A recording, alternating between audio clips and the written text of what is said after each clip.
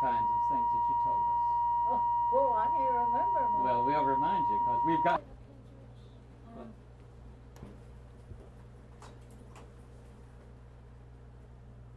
Speed. Okay. Remember, you were telling me about what it was like when you first went into the mills. When I first went into the mill in '29, well, it was kind of rough, and we didn't know what was going, and we thought we had a good thing. When we got in there, well, they took advantage of us in a lot of ways, and they didn't do the things that we thought they should, and they didn't pay for our labor. Then if we didn't do what they said do, they'd pick especially on the people who had only one worker in the family. There was no way they could quit, but they'd fire them every time they started out at the door and hire them back before they got downstairs. And then they'd put them on the dirtiest work there was. Sometime we'd make work 12 hours for 50 cents or maybe a little more. Work 60 hours for $4 or $5 for a family of 4. And we just had to do something about it. So some guy came along and told us that if we pay him $1 and give, that he would help us to organize and get some money for our family and get balance with the organization where we could make something for our family. So he took all of our money, walked out and left us, got us, pulled us out on strike and walked out and left us. Mm-hmm. And Now, I wonder if you could go back and tell us what it was like working in the mill. well, that's what I'm saying. They put whatever they wanted us to do, regardless of whether we made anything. And they didn't do only that. They just talked to us like we were animals, and they called us dirty names and said, "These people out there with no clothes and no shoes on, it'll take your job, and we don't need you." And we lived in all that kind of stuff until this man came along, and he came along and pulled us out for 7 years, of course. Now, let's go back, and could you tell us, you told us that you worked at night and had to keep your children at home. Could you start off telling us about being a single mother and then so forth? Yeah, well, that's my personal life there from when we came here and worked 12 hours at night. So I had a 10 months, a 3-year, and a 5-year-old child. We'd feed them at night because they'd be sleeping. So we'd feed them at night and let them sleep. And then the next day, well, if we got any sleep, we'd have to let the babies crawl and look, see where we were, and whether we had someone to find in the bed. Pull them down and open their eyes and say, "They're not asleep, they're awake now." And so they went on like that. And then whenever they got caught up with it and all that stuff, and they just pulled out and left everybody with no work and no anything, and they just laid everybody off that they wanted to, and then they kept them off till trying to force them, and all of it stayed. Well, they had to sign a paper that they would never mention the union again, so us stubborn people just wouldn't take it. So we stayed out 7 years before we'd take it. Finally, well, we made it, but we maybe didn't make it for ourselves, but the thing about it we thought about was our starving babies. Could you tell us how you made a living during those 7 years? Well, with any kind of work it would honestly do, from scrubbing floors, picking cotton, doing whatever there was, and sewing for the public. I sold them many a baby dress for a nickel. Could you do that again? Tell me that again. I made many baby clothes for a nickel apiece. out of flour sacks. And the grown people, I sewed all that I could get, flour sacks or anything to make for people. So I made clothes from a nickel for infants, 10 cents for toddlers, 15 cents for women and school children, and worked at whatever we could get to do. Now, why did you join the union? To try to make it better for others. If we didn't get it for ourselves, we would be accomplishing something for the babies we buried and didn't have. So if it doesn't benefit us, we're standing up for them. I have to blubber sometimes. That has to go with it. But the worst thing that he ever did, the worst thing I think anybody could ever do, when that strike was over, and they laid off the ones that didn't sign the paper, they took them and they went out in the country and they hired help to replace them.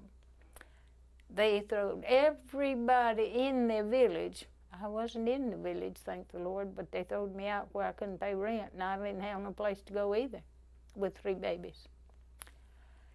But the ones that was in the plant houses, they threw them out on the sidewalk, clothes and all. One particular family, I'll never forget, they had a little invalid boy, 12 years old. They had 4 little children. They sat them on the sidewalk in the rain with that baby on the cot and watched him die. That's right. You could go up and down that street there in that cotton mill village and all over town and find the people on the sidewalks, on the streets, and on the shelters because they had no place to go and no job. Now, you told me something about the way the bosses used to speak to you. Well, they spoke to us just like we was dogs and called us all anything they wanted to. Not reasonable, but unreasonable. What did you do in the mill? I worked in a spool room at the last part. It's called winding room to begin, but it was spool room. I stayed in it all the 25 years I worked. Now, you were telling me something about the time when they had child labor in the mill. Well, I didn't get here till after that. See, they got that I don't remember what year, but they got it before 29. They had got that settled.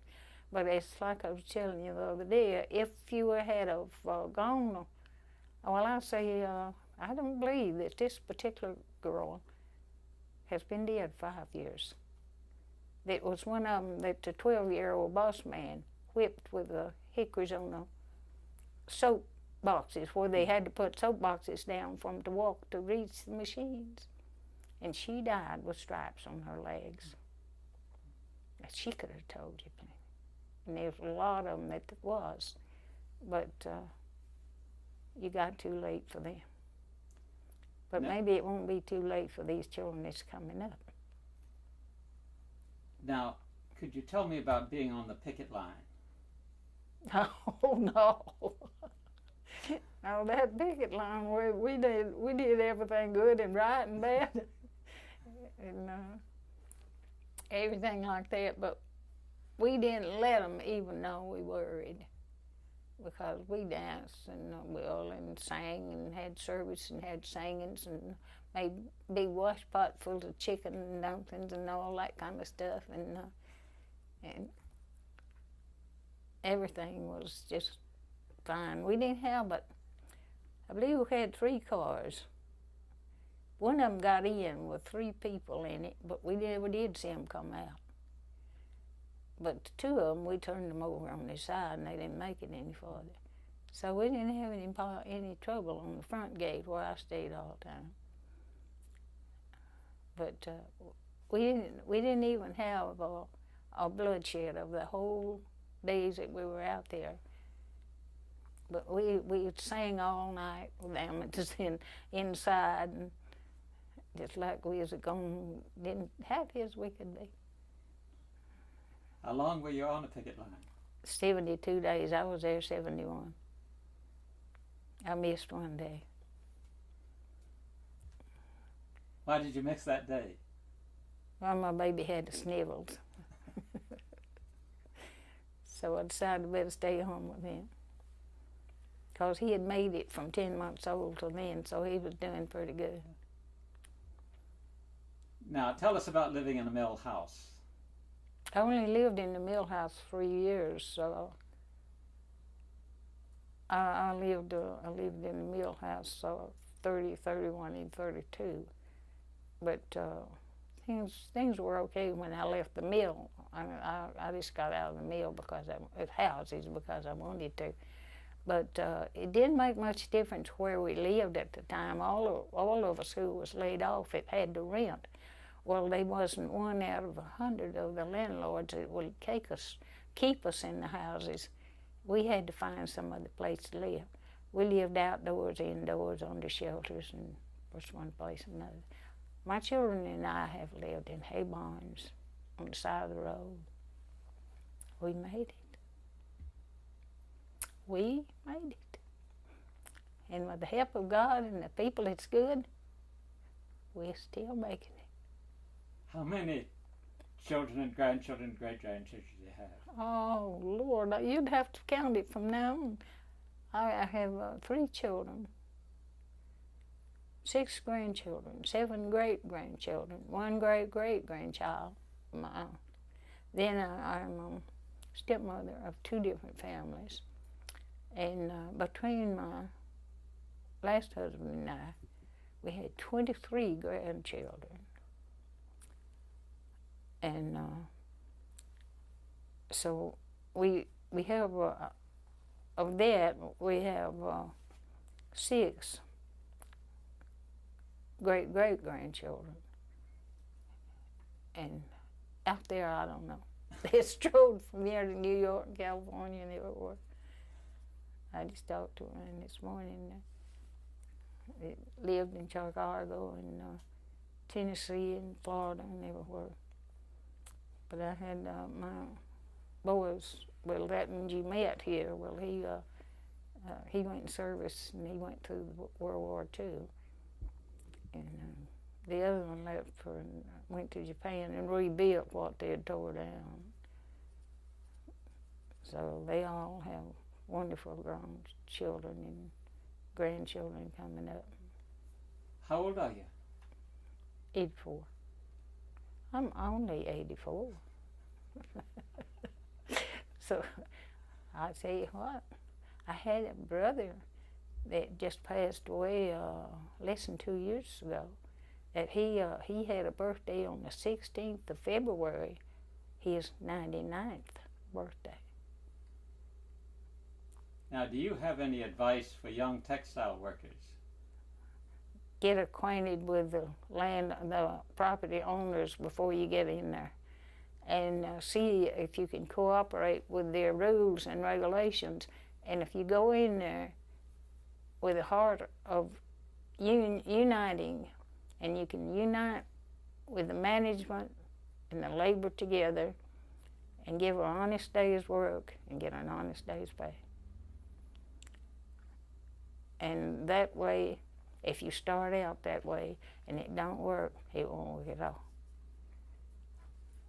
Would you recommend that people join the union? That's the only way in the world. The word union covers so much ground. It is not only for labor, it is for our spirit, our lives. And if we unite together, that's a union that'll hold forever. And if we unite as a person and all be people, we can do that. These that carry the money and these that carry the weight, if they all consider their people. And otherwise it won't work. So sometimes you have to pull some little tricks on them and get a little excitement. But anyway, we got some back on some of them bosses. When we went back in there, the point was they still had them bosses and overseers that we had when we stayed out for 7 years. That's where we had it from. They thought they could still do what they did before. So I just got to tell you about the little rats. So they throw back pieces of yarn, you know what it's called, and the little mice and rats would get in, and there's women that had, well, there's 4 of us especially put on that yarn to clean it up. So these guys are still there. When they got some yarn with little rats in it, they would put it right back on their job. We all got us a waist pocket, you know, we had to carry, so we all got us a waist pocket full of them little rats. And this guy that was so smart, he put that stuff in their boxes. He had to do some work on machinery, and he wore coveralls over his suits, you know. And we followed him, one or the other of us, everywhere we went to get a drink of water or something. It took us 8 hours to put one down his back. And we hadn't seen them coveralls yet. So,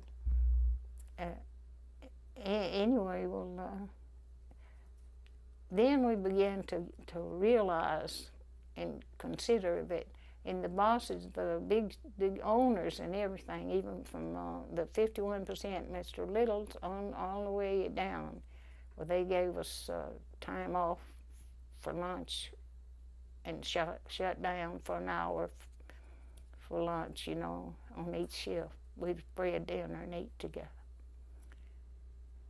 And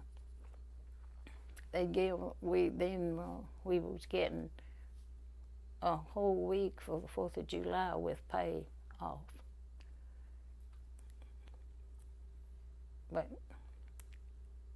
when this new, when Mr. Nichols passed on, and this new Mr. Cone and them came in, well, we were just too set in our ways in the old-fashioned workers and old-fashioned help, you know, and management. That well, they were good-hearted and they believed in union and contract, but they wanted to put their way of doing it. That's where we split the last time. That's when Gadsden died. And the people of today can get something out of it for the rising generation, we'll turn over in our grave and laugh about it. Do you miss the old mill? Oh, we'll always miss that. What few that we got left, I talked to one of the girls 2 hours and a half last night, and we still go back and live. I have one left, the Kaysen girl that I told you, and she was in that bunch, you know, and we were talking about all those things, and so she says, well, said, I miss that old place, but said, we missed a lot of meals too, but maybe somebody else will get one on the calendar. Have you gone over there recently? Do you know what's over there now? Oh, I know what's over there. I've been over there a few times, but I hadn't been away from the house except for the doctor's office now for 4 years. I've been shut in here for 6 years, but I got to go in the morning and get me a ticker from my heart. I don't know until once. So, but I don't mind mine. I've lived a good, happy life. I've had more than my share of things. And I got a wonderful family and wonderful friends, and like you people, they hop in here from everywhere, and I don't even know who they are. It's okay, my hospital's already called. Maybe that's your son. Get out of here, I don't have any. I'm trying to get some. Okay, we'll try it again. And I shouldn't have. Well, we're going to go back and have you talk about some other things. You ready, Jimmy? Rolling. Okay, the first thing I want you to talk about is why you think the people needed organization, and when you got out to talk to other people, what did you tell them? Tell them to organize with the management and get together and be friends and find out what each other wants and work together. And you cannot do it if you don't.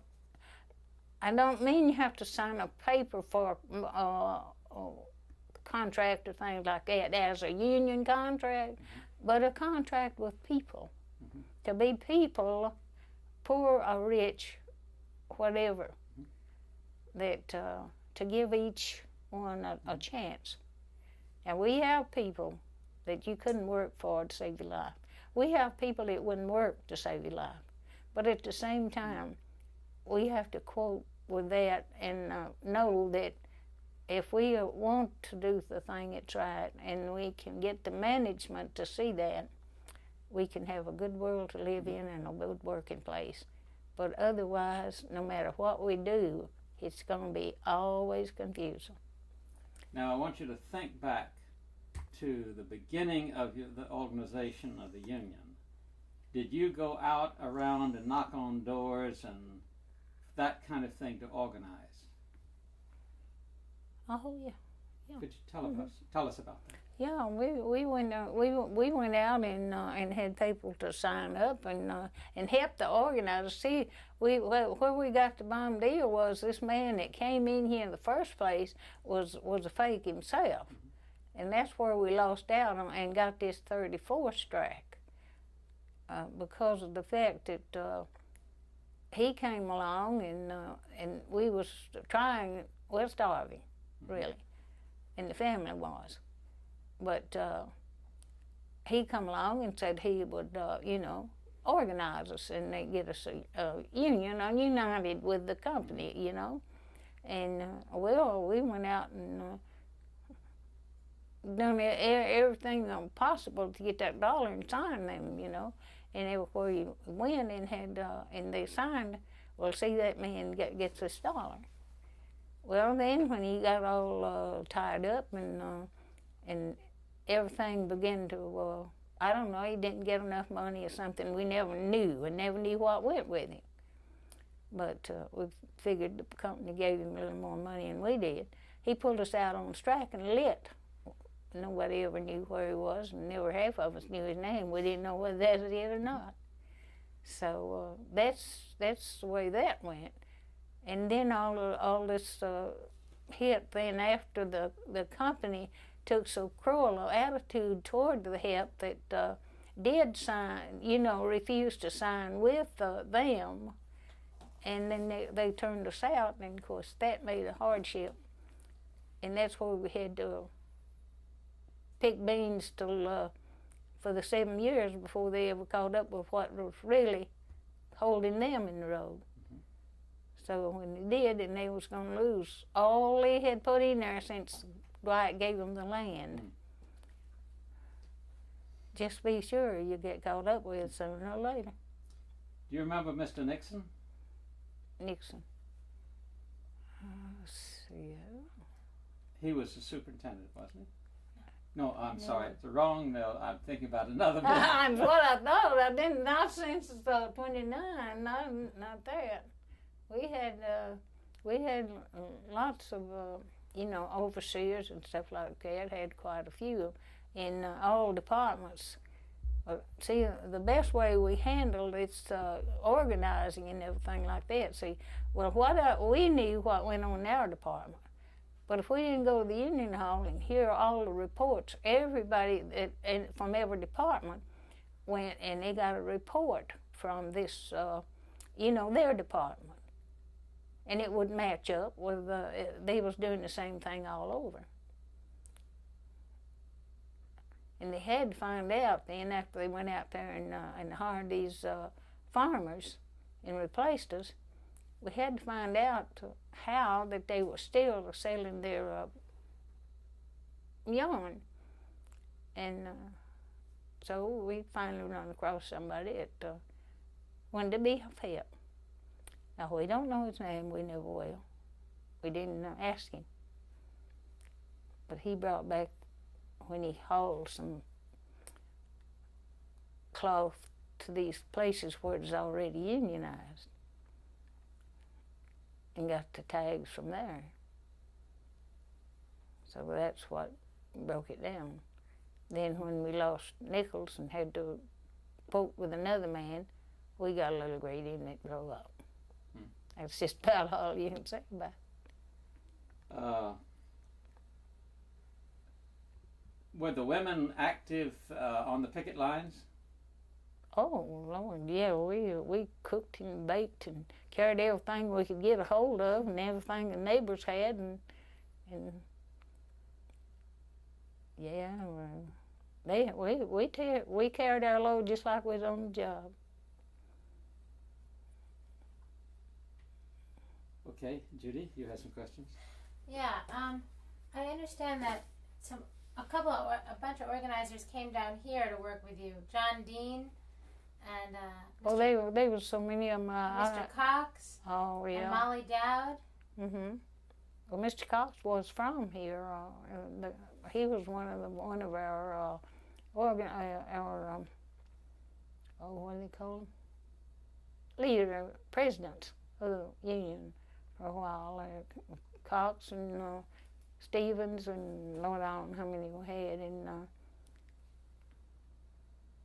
we had to vote in one every so often for so many years. They'd vote in a new president to do our bossing for us. So. Now tell us why you refused to sign the agreement with the management. My babies were starving to death. I already seen one buried. There was thousands of us. We couldn't afford to. We'd have been right back where we were, and all the rest of them too. But see, the great thing was a lot of them that really signed and went into work helped us too, you know.